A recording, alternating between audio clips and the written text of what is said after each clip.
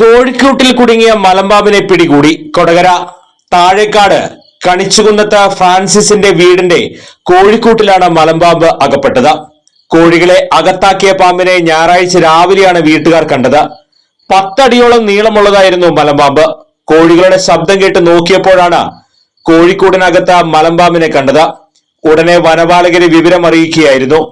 വനപാലകർ എത്തി പാമ്പിനെ പിടികൂടി ഉൾവനത്തിൽ വിട്ടയച്ചു.